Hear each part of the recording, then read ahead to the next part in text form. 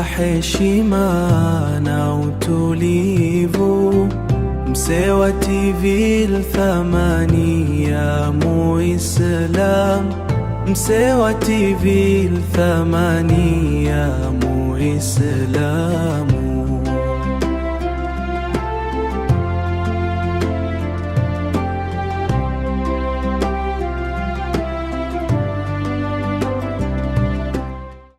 بسم الله الرحمن الرحيم.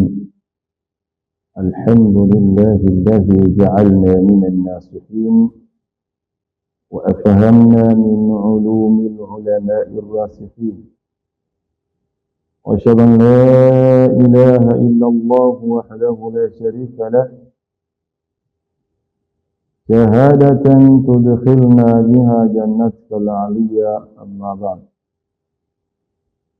أما بعدكم شكر الله سبحانه وتعالى لكم تكيا زيادة رحمة متموت محمد صلى الله عليه وسلم. Yenye ndugu zangu Waislamu wapenzi wa Mtume Muhammad sallallahu alayhi wasallam, lakini pia wapenzi wa Msewa Online TV, tuko mbele yenu katika mwendelezo wa vipindi vyetu vya kupeana nasaha na kupeana darsa ambazo zitatujenga katika maisha yetu hapa duniani, makaburini na akhera.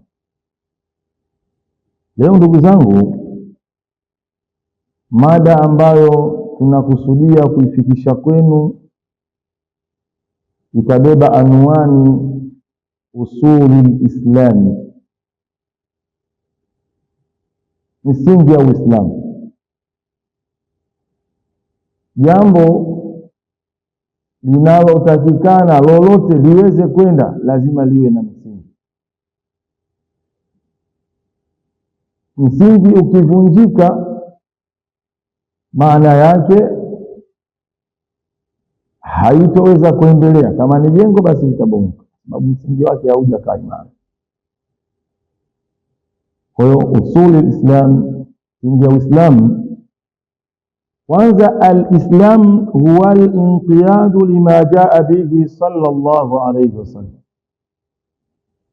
Uislamu ni kufuata yale yote ambayo alokuja nayo Mtume Muhammad sallallahu alayhi wasallam, bittiba'i al-awamiri, kwa kufuata yale aliyoamrisha, maamrisho yake kuyafuata, lakini wajtinabi nawahi, na kujiepusha na makatazo. Hapo ndio tuna ujendo alokuja nayo Mtume sallallahu alaihi wasallam, aliyotuamrisha inatakikana kuyafuata, na yale ambayo aliyotukataza tusifanye inatakikana tusifanye. Lakini hapo usuli al-Islam, misingi ya Uislamu, arba'atun, mambo manne. Misingi yake ni minne. Jambo la kwanza al-Qur'an, kwanza Qur'an. Jambo la pili wal hadith, na hadithi. Lakini wal ijma' wal qiyas. Hayo mambo manne ndio yanatengeneza msingi wa Uislamu. Huo ndio msingi wake.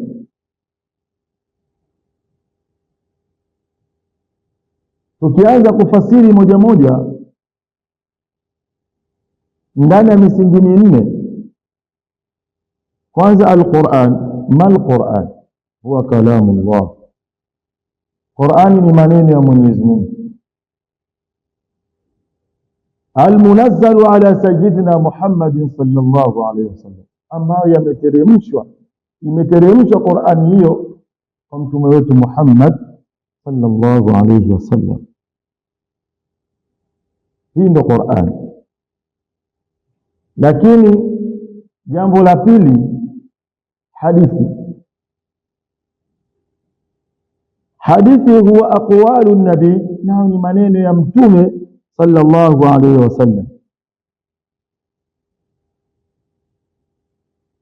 Sasa ndani ya hii misingi minne, Qur'ani, hadithi, ijma' wal qiyas, ukisimama nayo vizuri, kwanza hakuna magomvi, hakuna magomvi.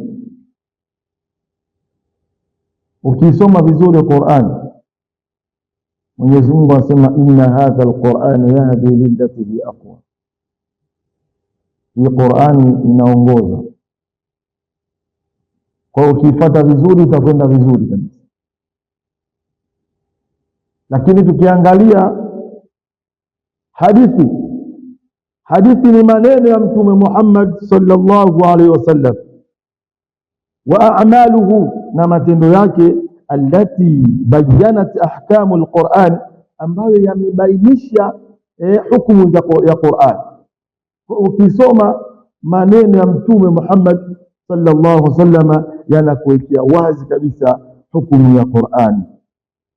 Wa arshadat an-nas ilaiha, lakini inawaongoza watu, inawaongoza. Sasa hivi inafikia sasa watu Qur'ani tumeifanya kitu cha kipuuzi kabisa. Kumbe ni kalamullah, ni maneno ya Mwenyezi Mungu Subhanahu wa Ta'ala. Lakini pia ukiangalia hii misingi minne ndiyo itakayoweza kututengenezea sisi mazingira sahihi ambayo tutaishi vyema kwa kuheshimiana.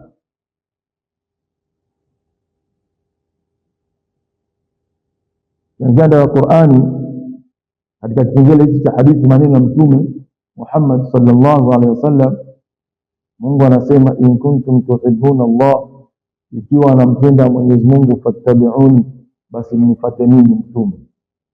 Kwa lazima tuzifuate hadithi za Mtume Muhammad sallallahu alaihi wasallam. Hii ndio misingi minne. Lakini al-ijma' wa ittifaqu ulama lil-umma, haya ni makubaliano ya wanawazuoni ala amrin shar'iyya, juu ya jambo la kisheria. Kuna jambo yawezekana kabisa halijapatikana, lakini wakakaa wanazuoni wakalihukumia, pia hilo ni katika jambo la msingi kabisa.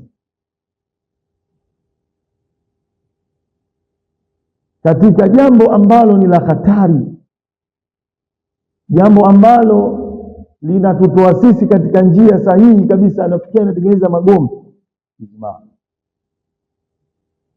Unaweza ukakuta wanazuoni wamekubaliana jambo, lakini mwanazuoni huyu tu amepinga, basi inafikia hatua watu hapo wanagombana, wanafarkiana, wanatoana katika Uislamu wao. Kumbe ni wanazuoni wamekaa, wametafakari, wakaona hili jambo, wakakubaliana. Lakini hizi ni katika jitihada zao. Huyu kamfuata imamu huyu katika lile ambalo aliloliona liko sahihi, usibizane, na wala haina haja kutukanana. Waislamu ni wamoja. Kwa hiyo tukifuata misingi minne ya Uislamu hatutaweza kugombana. Kinachotakikana ni kuheshimiana. Lakini kuna kitu kinachoitwa kiasi, kinapimiwa. Kiasi, kupimia, ni kutokea kwa jambo ambalo jambo hilo lam yujadu lahu dalilu, haina dalili ala nafurihi, juu ya mtazamo wake hakuna, lakini limepimiwa lile jambo, ikaona hili jambo ni katika mazingira sahihi, linafanya. Na kama jambo si sahihi, ndio kiasi, napimiwa jambo.